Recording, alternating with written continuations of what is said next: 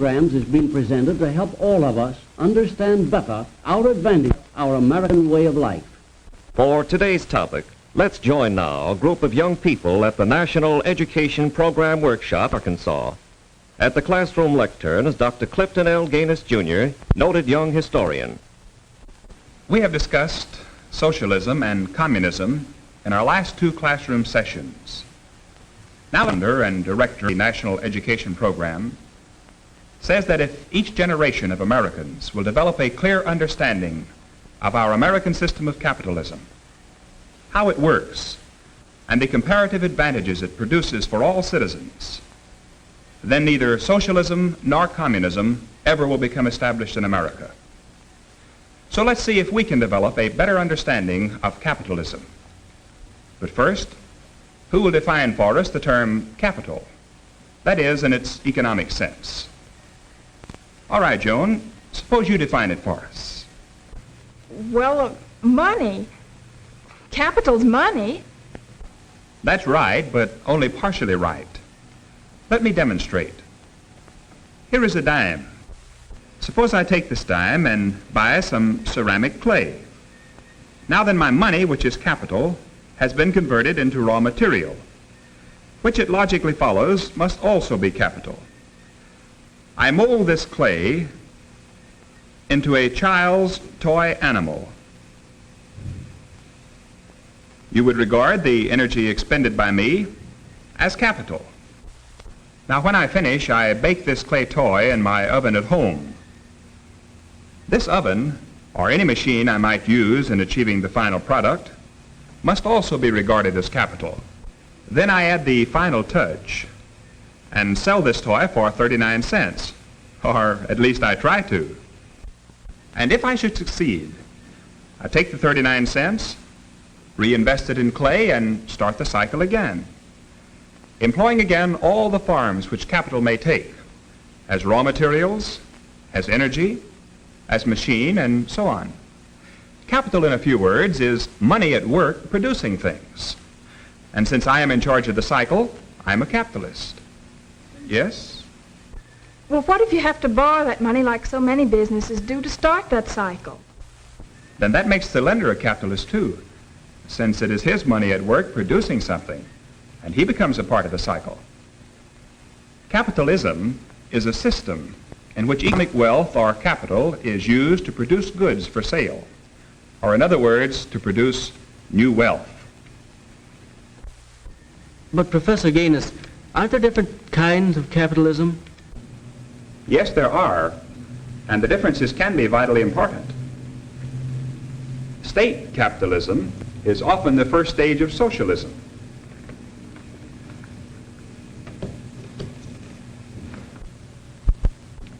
We might say that state capitalism exists when the government achieves a combination of ownership and control in business and industry large enough to permit it to dominate the nation's economy. And there are forms of capitalism in which production and distribution are governed by cartels or monopolies, fixing prices and permitting no competition. This form existed in many European countries in the time of Karl Marx and during this century, before socialism or communism gained control. Yes, John, an important fact that we must emphasize is that American capitalism is quite unique. There never has been a system quite like it in all history. So let's examine the structure of American capitalism.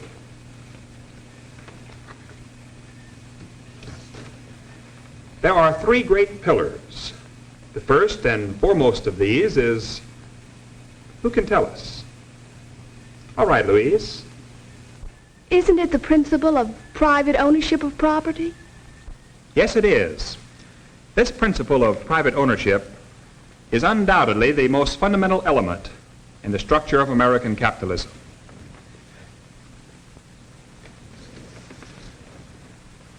Consider, for instance, home ownership, which is a bright American goal for most of our people.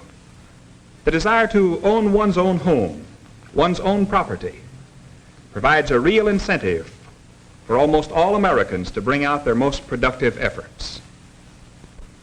In the American system, what's yours is yours. What you do with it is your business. You can squander it away, or you can work harder and produce more and have more. The principle of the private ownership of property is the number one target of the socialist and communist. They believe in government ownership and control. Karl Marx in the Communist Manifesto wrote, "The theory of the communist may be summed up in a single sentence: abolition of private property." So private property is the foremost pillar supporting the American system and our personal freedom. That brings us to the second great pillar. Who can tell us what it is? All right, Mary. The profit motive. Yes, indeed. This is the stimulus that brings private ownership to life and expands its usefulness to society as a whole. In one sense, profit is property. When an individual produces more than the basic living requirements for himself and his family, the surplus is profit, which he can use as he sees fit. An automobile is not a basic requirement for survival, nor is a television set. Yet most American families want them and have them, because all normal human beings want more than the bare necessities of existence. The capitalistic principle of private ownership gives them the privilege of earning and keeping enough wealth beyond their food and shelter requirements to afford to buy the other things they want. But Professor Gaines, what about the individual who doesn't produce a product of his own?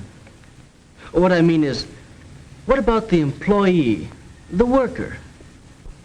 Well, you remember we said that energy is capital. Ability is capital. When we as employees work for someone else, we're not selling our time, we're selling our services, our ability. When we get paid, if we save a little of our income, we're profiting. And we can become employers if we wish and if we can develop management capabilities. Many of America's greatest industrialists were employees who saved and developed their capabilities. If we do not develop into employers, we still can become producers or capitalists by investing our surplus, our savings, in some enterprise which is producing something. 18 million ordinary Americans own stock in businesses and industries. If I borrowed money from you to make my clay toys, you would become producers, since your capital would help produce my toys. The business world is full of actual examples. General Motors, for instance, is just a group of people who with their dimes and dollars are producing products for sale. There are more than 500,000 stockholders with their savings invested in General Motors. And why do they invest their dimes and dollars? They want to make a profit. It is a normal, wholesome motivation. Dr. Gaines, I once heard a clergyman say that the profit motive is not a good motive. Do you agree with him? I'm sure the clergyman wasn't a socialist or communist, but that happens to be what the socialists and communists say about the profit motive. And yet, most converts to socialism and communism joined up because of the promise of personal benefit or profit. Would a clergyman be able to fill his church if he told prospective members that there is no personal reward or profit in giving one's life to God? How many of you students study at dinner each evening instead of having the momentary pleasure of some favorite pastime? I think you would want to say that study can be work. What motivates you then? A desire for learning, a desire perhaps for good grades, but with the belief that in the end you will render a more valuable service and receive more for it. If you didn't hope to profit, you wouldn't study. What I'm trying to say is that the profit motive is active in most human behavior. That's important to remember. And now to the third of the three great pillars in American capitalism. All right, Gary. The open market. Yes, the open competitive market, where anyone can offer his wares for sale at whatever price he can get, is a benefit not only to business and industry, but to the individual as well. Let's go back to our toy animal illustration. Let's suppose that we develop an ability to make attractive little ceramic toys, and that children all the nation want these toys. We expand our enterprise, probably on borrowed money, and begin making profit. Another toy manufacturer, seeing our ceramic toys cutting into his sales and profit, does some research and finds that he can make an unbreakable toy very much like ours and sell it for less money than we're getting, at the same time making a profit. He can do this because we have a free, competitive market in America, challenging achievement. The consumer or buyer gains when we have this constant competition in the marketplace. The best products at the lowest cost emerge. Have you ever seen one of the early automobiles manufactured in America? It was really something to behold. When it was manufactured, only a few wealthy people could own an automobile. And even for them, it was likely to break down on any 10-mile trip. Today, there are more automobiles in America than there are families, and almost every family owns one. Competition, the free market, brought this about. Henry Ford was determined to outstrip other manufacturers. He went after the mass market with his low-price Model T, produced with his remarkable mass production techniques. He won the low-price market, but not for long. Others competed, and competed so well that the product continued constantly to improve. What competition in the free market has done in the production of automobiles, it has done for thousands of other things. With private ownership of property, the profit motive, and the competitive free market, American capitalism produces more wealth than the next 10 nations all combined. You and I benefit tremendously because of our great productive system, American capitalism. Our individual efforts bring us rewards higher than those realized by any people on the earth. With one day's wages, an American, for example, can buy this big supply of food. An Englishman's daily wage, by contrast, will buy only this much, and a Russian's just this much. So let's remember these pillars of freedom and progress when we hear or see the socialist or the communist trying openly or secretly to undermine them. These factors can be destroyed through subversion or through our own short-sightedness or apathy in defending them. Surely all of us can feel gratitude and pride toward American capitalism. Its record of improving human welfare is unmatched in all history. Next week, we shall examine American capitalism's widespread distribution of wealth. Until then, class dismissed.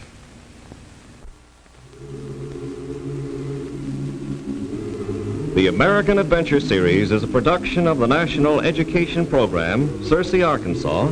Dr. George S. Benson, director. Dr. Clifton L. Gaines, Jr. was our instructor. This is a continuing series based on the unique political and economic system which has made America great. Watch for the next presentation of The American Adventure.